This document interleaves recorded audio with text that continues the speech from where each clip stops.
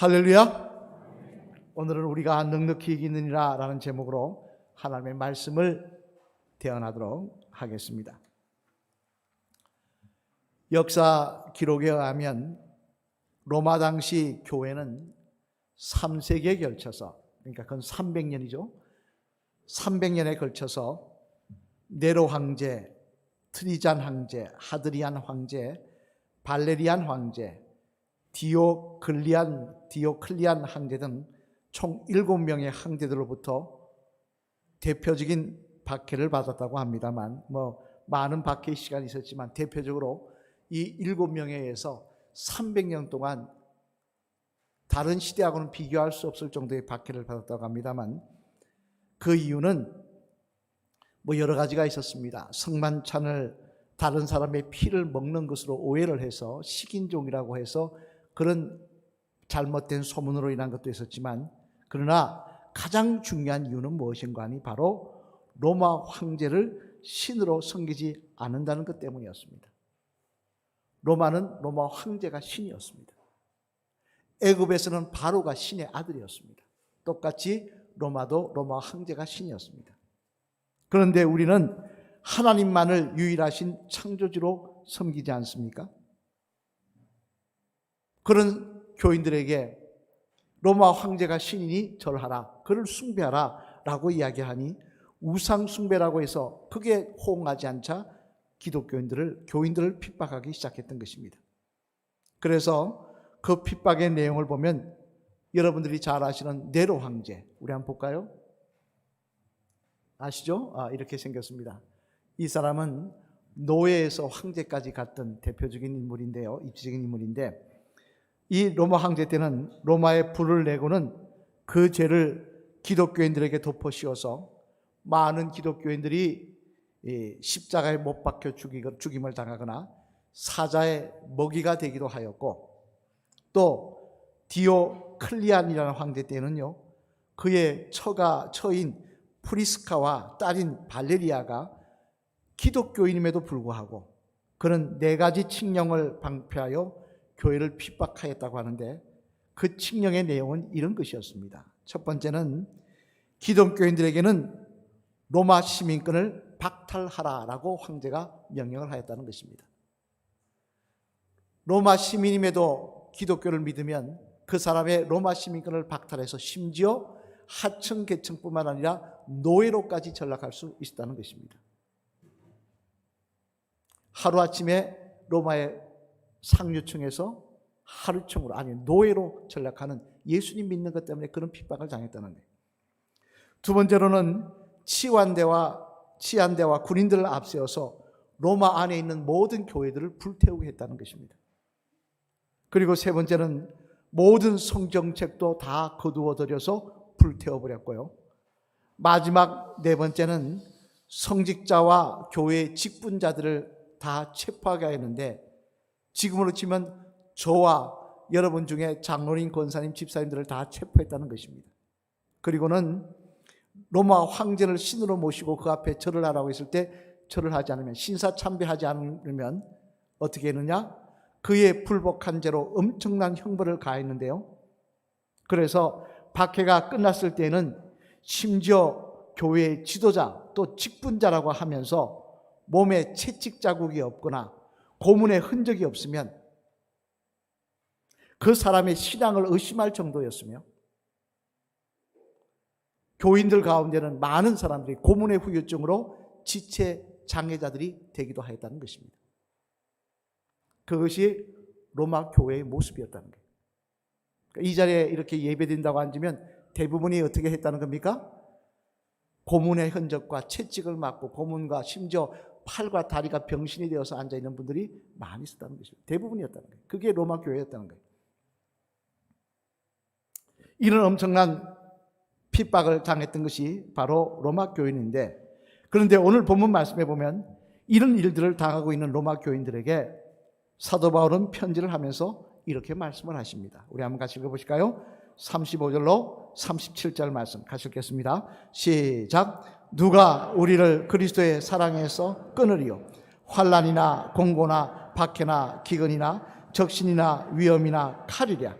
기록된 바 우리가 종일 주를 위하여 죽임을 당하게 되며 도살당할 양같이 여김을 받았나이다 함과 같으니라. 그러나 이 그 모든 일에 우리를 사랑하시는 이로 말미암아 우리가 넉넉히 이기느니라. 아멘. 무슨 말씀입니까? 앞에 보면 뭐라고 되어 있습니까? 공고나 박해나 적신이나 위험이나 칼을, 앞에서 말씀드린 그들이 박았던 박해를 통해서 이 말씀이 무슨 의미인지 이해가 되시죠? 예. 어떤 기근과 어떤 곤란과 어떤 핍박을 받았는지 이해가 되실 것입니다. 이런 것을 받고 있는 그들에게 너희가 이런 것을 받는 건 내가 안다라고 이야기하면서 바울은 뭐라고 이야기하느냐? 그래도 넉넉히 이것을 이길 것이다. 이 고난에서 너희가 승리할 것이다 라고 이야기를 하고 있다는 것입니다. 하지만 여러분, 여기서 한 가지 생각해 보아야 되는 문제는 뭐냐면, 보통 이런 말을 할 때는요, 자기도 그 고난을 같이 당할 때 이야기할 수 있는 것입니다. 그렇지 않습니까? 자기는 구경꾼이 돼 있으면서 남이 고난 당하는데 너 잘할 수 있어, 너 이길 수 있어 이야기하는 것은 어떤 의미입니까? 그 사람한테는 듣기 좋은 소리밖에 안 되는 것입니다. 그런데 지금 이 말씀을 전하고 있는 바울은 로마에 있었던 것이 아니었다는 것입니다. 그는 3차 전도 여행을 끝나고 예루살렘으로 돌아가는 길이었다는 것입니다. 따라서 로마의 바울이 아는 것은 비록 로마령이었지만, 이 로마가 다스리는 나라였지만 로마 시내에서 당하는 핍박과 외곽에서 당하는 핍박은 온도 차이가 있었는데, 그 정도로 지금 바울이 선교하는 지역은 그 정도까지는 아니었는데, 자신은 지금 직접 그 고난을 당한 건 또 아니면서 이런 말을 하고 있으니 어떻게 들으면 로마 시민들에게는 어떤 생각이 드는 겁니까? 듣기 좋은 말 하고 있다. 자기는 당하지도 않으면서 우리에게 말로만 그렇게 하고 있다라고 인식될 수도 있는 이야기였다는 것입니다. 바울이 그런 것을 모르는 것이 아닌데도, 그런데도 바울은 오늘 본문에서 이런 말씀을 전하고 있다는 것입니다만, 여기에는 이유가 있기 때문인데, 바라기로 오늘은 그 이유를 살펴봄을 통해 저와 여러분들도 이 땅을 살아가는 동안 예수님 때문에 당하는 고난이나 핍박이 있다 할지라도 끝까지 새 힘을 내어 주님 따라가시다가 최후 영광을 누리시는 복된 주의 성도들 되시기를 주님의 이름으로 축원합니다. 그러면 바울이 이처럼 고난을 당하고 있는 로마 교인들에게, 또 살면서 고난과 핍박을 당할 수 있는 우리들에게 결국에는 승리할 것이라고 장담하는 이유는 무엇이겠는가? 그 내용을 한번 생각해 보면요, 먼저 첫째로 앞을 보시며 같이 읽겠습니다. 시작. 하나님께서 택하셔서 의롭게 하셨기 때문이라고 하십니다. 뭐라고요? 하나님께서 택하셔서 의롭게 하셨기 때문에 그렇다는 이야기입니다. 오늘 보면 33절로 34절 말씀 한번 앞을 보시며 같이 읽겠습니다. 시작. 누가 능히 하나님께서 택하신 자들을 고발하리요? 의롭다 하신 이는 하나님이시니 누가 정죄하리요? 34절 시작. 누가 정죄하리요? 죽으실 뿐 아니라 다시 살아나신 이는 그리스도 예수시니 그는 하나님 우편에 계신 자요 우리를 위하여 간구하시는 자시니라. 아멘. 무슨 말씀입니까?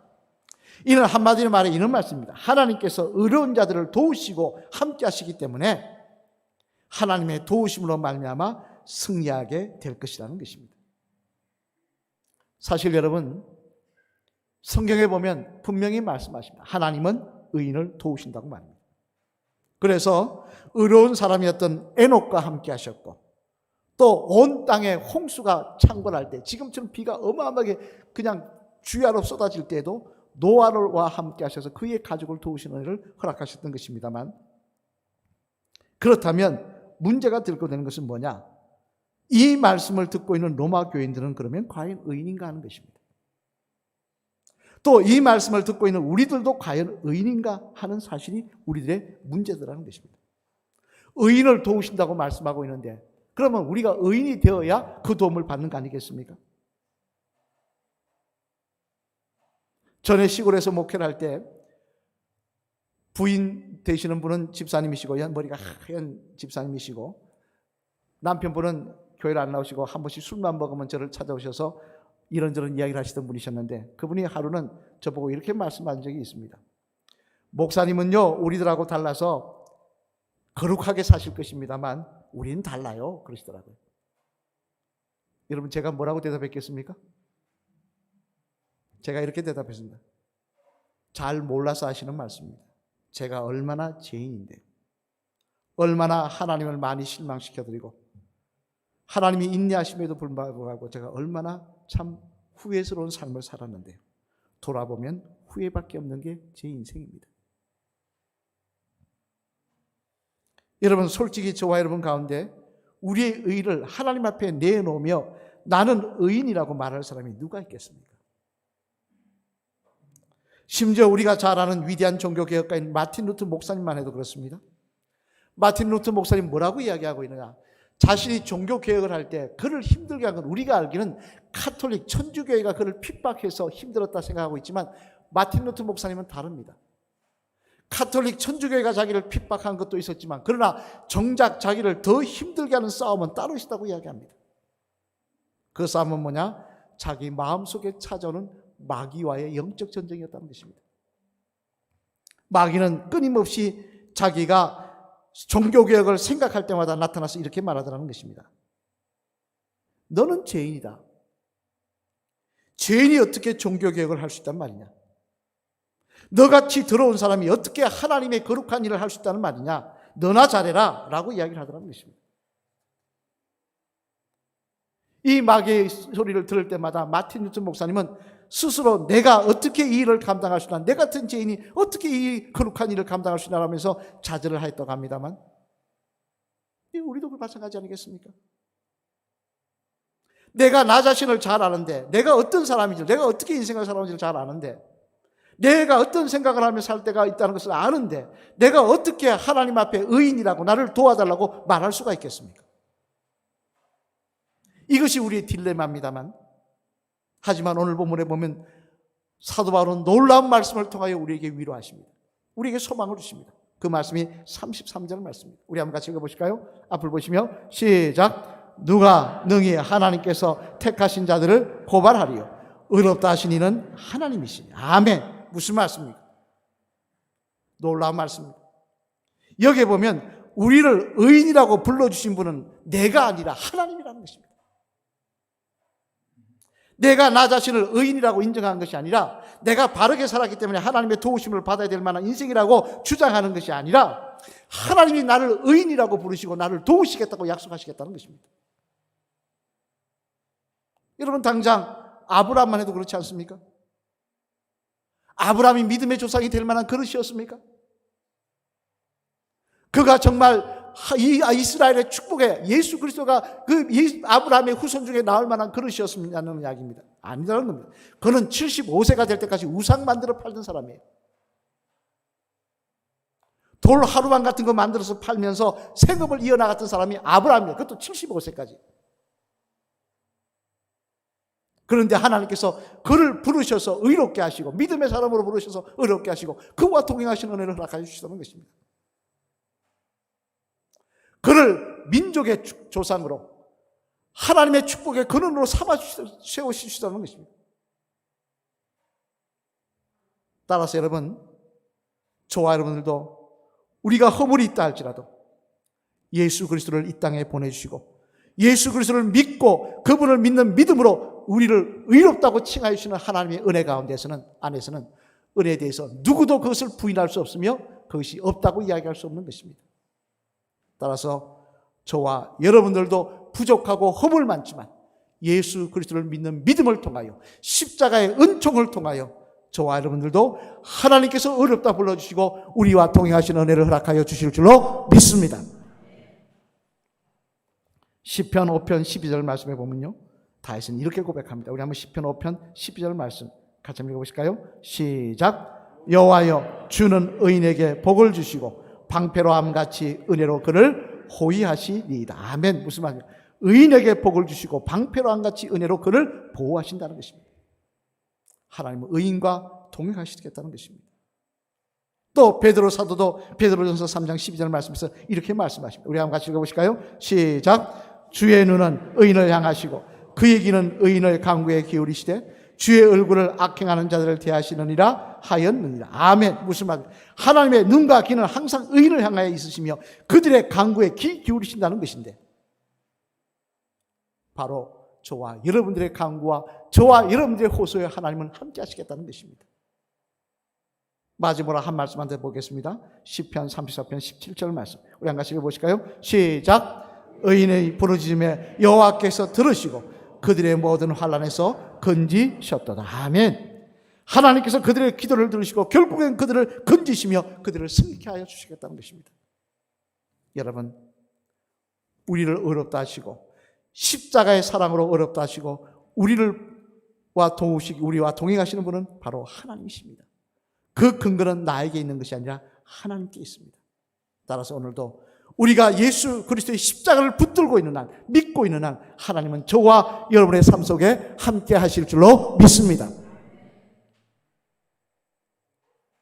바라기는 이 사실을 분명히 믿으시고 오늘도 이 믿음에 굳게 서셔서 마귀와 세상과는 타협하지 않으시고 최후 승리를 믿으며 마지막 날에 우리가 승리의 아침에 영광의 찬양을 부를 것을 믿으며 오늘도 믿음의 길을 기쁨으로 달려가시는 저와 여러분 되시기를 주님의 이름으로 축원합니다.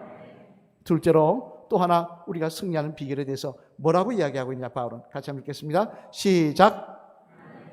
아들을 주시기까지 사랑하시기 때문에 이길 것이라고 하십니다. 뭐 때문에 이긴다고요? 아들까지 주시기까지 사랑하시기 때문에 이길 것이라는 것입니다.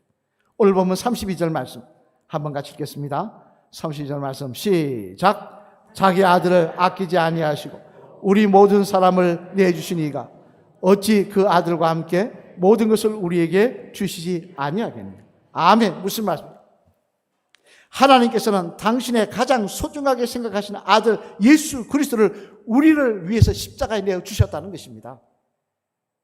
다시 말해 이 앞에 있는 이 십자가는 우리를 하나님께서 얼마나 사랑하시라는 증거라는 것입니다. 이렇게 사랑하시는데 어떻게 그냥 내버려 두겠냐는 말씀인 것입니다. 지금은 우리가 참 잘 살게 되었어요. 그런 일이 없습니다만 옛날에는 또 요즘은 아들 놓는 것보다 딸 낳는 걸 더 좋아하더라고요. 그죠? 예. 살아보니까 아들보다 딸이 더 도움이 되는 겁니다. 그죠? 아들만 있는 집은 한숨을 쉬시더라고요. 옛날에는 그런데 아들 없는 것이 이 흉이었습니다. 그리고 대를 끊는 게 큰 죄였습니다. 그러다 보니까 아들이 없는 집에서는 심지어 제 친구도 보면은 큰 아버지 집에 호적에 들어가 있어요. 그래서 그 집 아들이 되어 있습니다. 딸만 있는 집이다 보니까 아들이 돼서 자기는 형제다 보니까 있습니다. 그런 집들이 비일비재했었습니다. 그런 상황 속에서 한 가정에 아들이 5집 있는 그런 가정이 있었는데요. 이 집은 먹고 살기가 힘들어서 아이들 5명이니까 가난한데 아이들까지 5명이니까 얼마나 빡빡하겠습니까? 애들이 커가는 걸 보며 아버지 어머니 마음은 참으로 넉넉하게 먹이지 못해서 안타까웠는데 하루는 잘 사는 친구가 와서 뭐라고 이야기하느냐?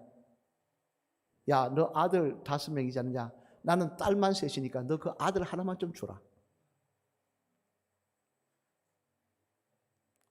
야, 어떻게 아들을 주냐? 야, 내가 잘 키울게. 네 아들 하나 입 드는 게 어디야? 내가 잘 키우고 내가 유학도 보내고 잘해줄 테니까 내 아들 하나만 줘라. 가만히 들어보니까 그럴싸한 겁니다.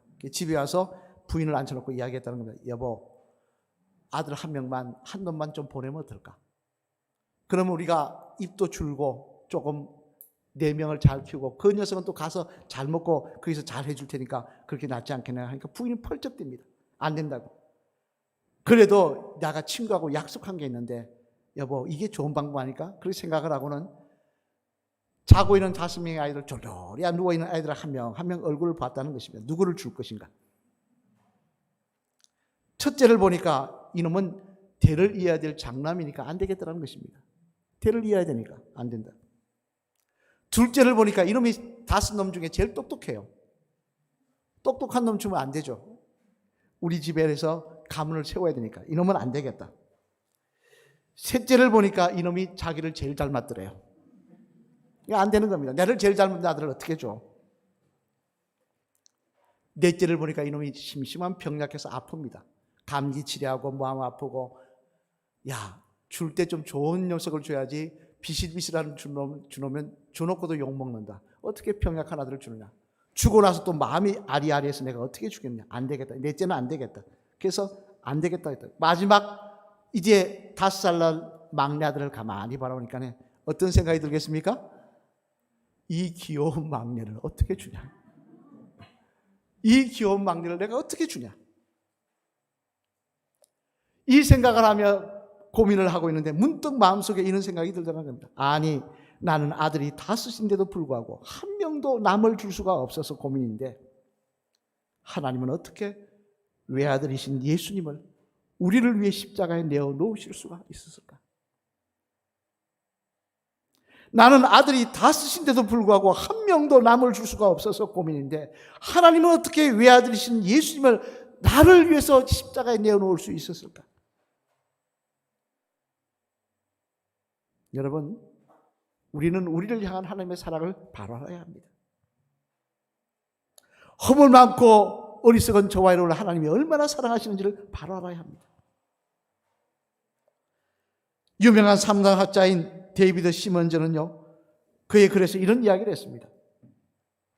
자신이 상담한 많은 사람들 중에는 교인들도 있었는데 이처럼 하나님의 사람이라고 하는 교인들이 세상에 살면서 절망하고 갈등하는 이유는 뭐냐? 그 문제에 있는 게 아니더라는 거예요. 근본적인 원인은 뭐냐? 첫 번째는 무조건적인 하나님의 은혜와 용서를 믿지 못하더라는 거예요. 하나님이 나를 얼마나 사랑하시고 하신 걸 믿지를 못하고 받아들이지 못하니까 절망하고 좌절하자는 것입니다. 그리고 그 사랑을 받아들이지 못하니까 남들을 사랑할 줄 모르는 거예요. 믿는다고 하면서도 맨날 미워하고 원망하고 살더라는 것입니다. 여러분, 세상이 아무리 바뀌고 바뀌어도 변하지 않는 진리는 하나님은 저와 여러분들을 사랑하신다는 사실입니다. 오늘도 하나님은 하나님의 아들 예수 그리스도를 십자가에 내주실 정도로 저와 여러분들을 사랑하신다는 사실을 분명히 믿으시길 바랍니다. 이제 그 사랑을 받는 우리들에게 마태복음 28장 20절 말씀에 보면 이렇게 말씀하십니다. 우리 한 같이 읽어보실까요? 앞을 보시며 마태복음 28장 20절 시작. 내가 너희에게 분부한 모든 것을 가르쳐 지키게 하라. 볼지어다 내가 세상 끝날까지 너희와 항상 함께 있으리라 하시니라. 아멘. 무슨 말씀입니까? 내가 끝날까지 너희와 함께 하시겠다는 것입니다. 왜? 내가 너를 사랑하기 때문에. 내 아들을 포기할 정도로 너를 사랑하기 때문에 내가 끝날까지 너와 함께 하시겠다는 것입니다. 여러분, 이런 하나님의 은혜가 있기 때문에 우리는 아무리 어려운 고난과 시련이 있다 할지라도 핍박과 환난이 있다 할지라도 쓰러지지 않고 결국 최후의 승리를 누리는 주의 성도들이 될 줄로 믿습니다. 사랑하는 성도 여러분, 얼마 전에 유튜브를 한번 보다 보니까 승리는 내 것일지 않은 찬양을 하는 걸 들은 적이 있습니다. 가슴이 찡했습니다. 구세주의 보혈로서 승리는 내 것일세. 왜 승리가 내 것입니까? 왜 승리가 내 것입니까? 핍박과 환난이 있고 어려움이 있는데 왜 최후의 승리가 우리의 것입니까? 우리를 핍박하는 자들이 승리하는 것이 아니라 왜 핍박당하는 우리가 최후의 승리를 누리는 것입니까? 그것은 하나님께서 우리를 의롭다 하시고 도우실 것이기 때문에 그렇습니다. 자신의 외아들까지 십자가의 죽음으로 내어주신 하나님께서 우리를 사랑하시기 때문에 그렇다는 것입니다. 따라서 여러분, 우리가 이 땅에 살면서 환난이 있고 문제가 있다 하더라도 절망하거나 낙심할 것이 아니라 또 타협할 것이 아니라 미혹될 것이 아니라 끝까지 믿음의 사람으로 이 영광의 길을 주님과 함께 달려가시는 주의 성도가 되어야 될 줄로 믿습니다. 마주보시면 따라하실까요? 집사님을 의롭다 하신 하나님께서 아들을 주시기까지 집사님을 사랑하신 하나님께서 오늘도 집사님과 함께 하십니다. 그 은혜로 승리하시는 삶을 살아가시는 집사님 되시길 바랍니다. 할렐루야. 오늘도 저와 여러분을 의롭다 하신 분은 하나님이신 줄로 믿습니다. 우리를 아들까지 주시기까지 사랑하신 분도 하나님이신 줄로 믿습니다. 그 하나님께서 우리를 도우시겠다고 하셨습니다. 우리와 함께 하시고 최후 승리를 주시겠다고 하셨습니다. 따라서 우리는 좌절할 필요도, 낙심할 필요도, 타협할 필요도, 미혹될 필요도 없는 것입니다. 우리 주님은 요한복음 16장 33절에서 우리에게 이렇게 말씀하십니다. 한번 같이 읽어보실까요? 요한복음 16장 33절 시작. 이것을 너희에게 이르는 것은 너희로 내 안에서 평안을 누리게 하려 함이라. 세상에서는 너희가 환난을 당하라. 담대하라. 내가 세상을 이겼노라. 아멘. 무슨 말씀입니까? 세상에서는 너희가 환난을 당하라. 우리가 이 땅에 살아갈 때 결코 꽃길이 아니라는 것입니다. 착각하지 마십시오. 예수님 믿으면 잘 된다. 예수님 믿으면 모든 게 복되다. 그건 말대로 안 되는 이야기입니다. 그건 착각하지 마십시오. 복음은 그런 게 아닙니다. 신앙은 그런 게 아닙니다. 예수님 때문에 핍박당하고 예수님 때문에 모욕당하고 예수님 때문에 어려움 당할 수 있습니다. 세상에서는 너희가 환난을 당한다고 했습니다. 그러나 담대하라고 하십니다. 주님의 도우심으로 결국 우리는 최후 승리의 영광을 누리게 될 것이기 때문에 그렇습니다. 또 37절 말씀도 함께 보겠습니다. 같이 읽겠습니다. 시작. 그러나 이 모든 일에 우리를 살아가시는 이로 말미암아 우리가 넉넉히 이기느니라. 아멘. 무슨 말이에요? 넉넉히 이기느니라.